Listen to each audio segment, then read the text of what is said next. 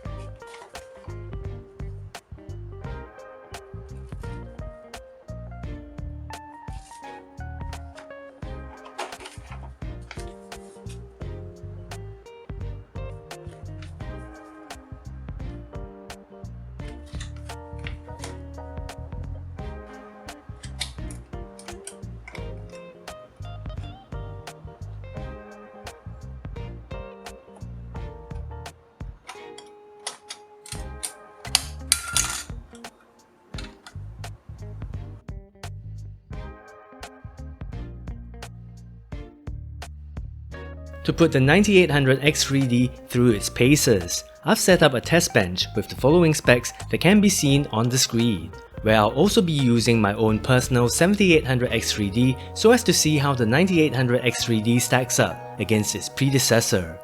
I do want to caveat that the 7800X3D that I own and used for this video review isn't exactly a golden sample, where I've probably come up short in the silicon lottery.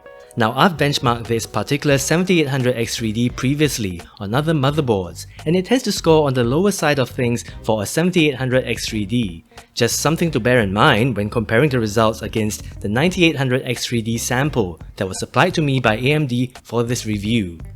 Also, it's worth noting that the Gigabyte X870E Aorus Master that I've used for the test bench was supplied by AMD for this review too, and it came with the N5 BIOS revision, which I suppose is a beta BIOS, seeing as it isn't available for download from Gigabyte's website. That's it, the N5 BIOS doesn't come with Gigabyte's X3D Turbo Mode feature, which was only just introduced recently, with Gigabyte claiming that the said Turbo Mode can help improve the performance of certain AM5 processors, especially X3D processors. Anyway, that's really just more of a FYI for the purposes of benchmarking the 9800 X3D. We've got everything on stock vanilla settings, that means no curve optimizer, PBO whatsoever. We do of course have Expo enabled on the DDR5 6000 CL28 memory modules by G.Skill, and resizable BAR switched on as well. In terms of OS, I'm using Windows 11 Pro 23H2 with all the latest updates installed as of the time of publishing this video review, and VBS enabled as well. In terms of benchmarks, I'll be testing the productivity performance of the 9800 X3D using 7-Zip's compression and decompression benchmark test, Cinebench R23 and Cinebench 2024, as well as the Corona 10 benchmark. I'll also be testing the gaming prowess of the 9800 X3D using a suite of 6 in-game benchmark tests with a RTX 4090 at 1080p. We've got Assassin's Creed Mirage, Black Myth Wukong, Cyberpunk 2077, Far Cry 6, F1 23, as well as Shadow of the Tomb Raider. On a side note, if you're new to the ALK Tech channel, do consider subscribing so as to keep up to date with the latest product releases in the PC hardware world. With that, let's get cracking. To kick things off, let's take a quick look at the clock behavior, thermal performance, and power consumption of the 9800 X3D when under an all-core workload.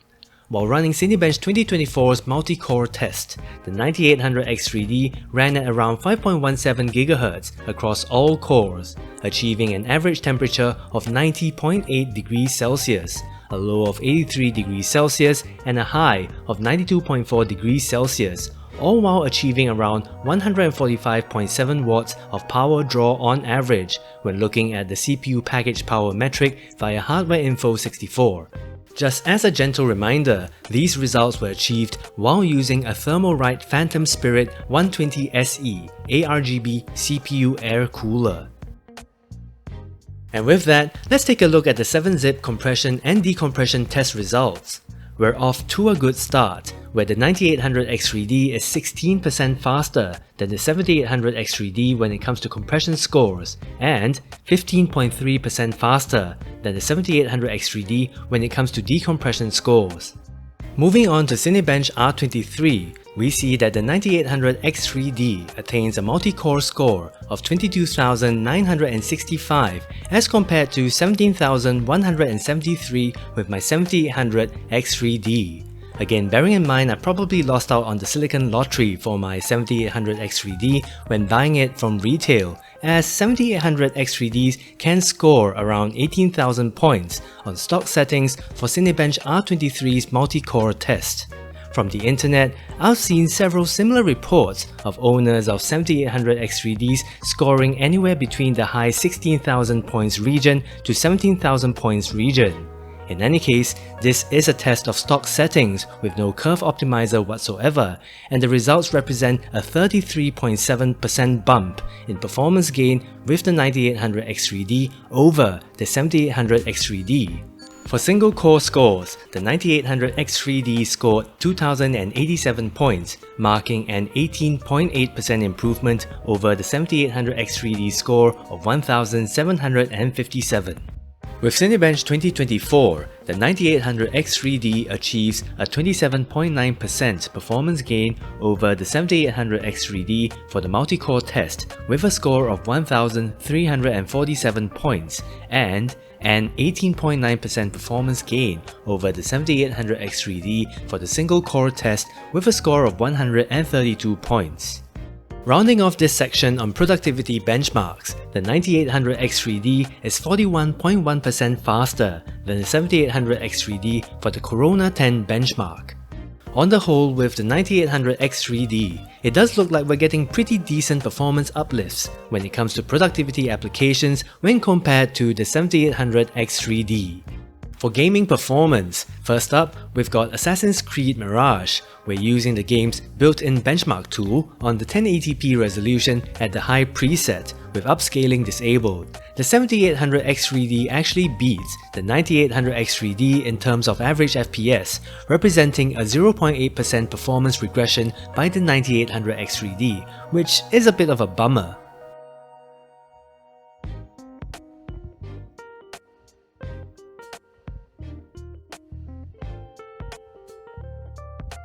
Curiously, with Black Myth Wukong, the 7800X3D manages to match the 9800X3D in terms of average FPS using the game's standalone benchmark tool, though as can be seen on the screen, the 9800X3D does have improved maximum and minimum FPS figures.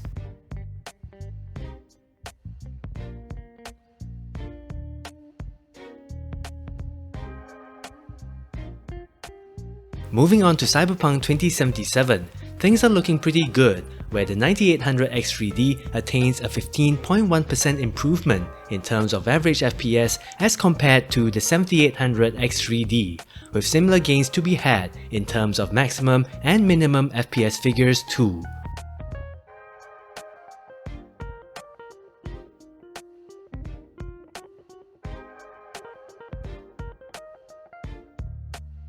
F123's in-game benchmark test, on the other hand, sees a smaller performance gain by the 9800X3D over the 7800X3D, with a 4.3% increase in average FPS.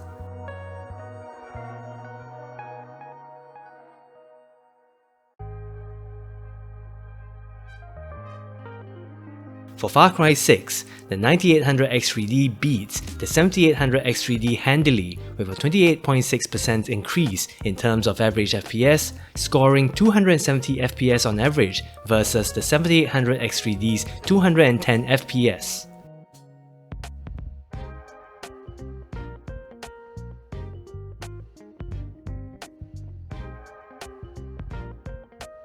Finally, rounding off this section on gaming benchmarks, we get an 11.9% performance bump in average FPS figures with the 9800X3D over the 7800X3D when it comes to Shadow of the Tomb Raider's in-game benchmark.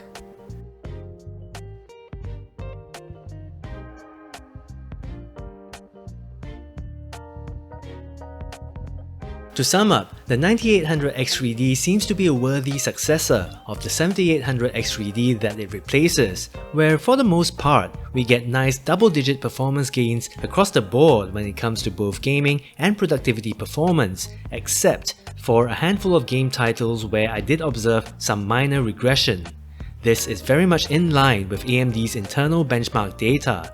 Granted, for the purposes of this review, I've only had the chance to test the 9800X3D with 6 game titles and a small selection of productivity benchmark tests, but based on some of AMD's internal test data across a much wider range of game titles and productivity applications, the 9800X3D should represent a good step up in terms of overall performance as compared to the 7800X3D.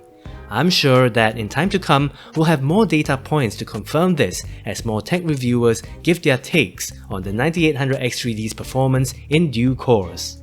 For pricing, according to AMD, the 9800X3D will be available to purchase for a price of $479 US, which represents a $30 increase over the 7800X3D's initial launch price.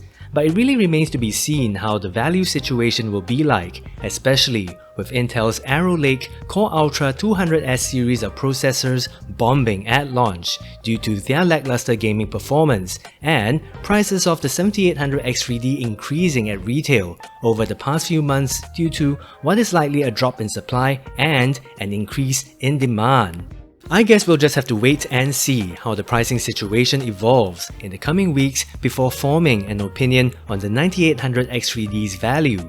But by and large, I think it's safe to say that AMD has retained the gaming processor crown for the foreseeable future with its new 9800X3D, at least from a performance perspective.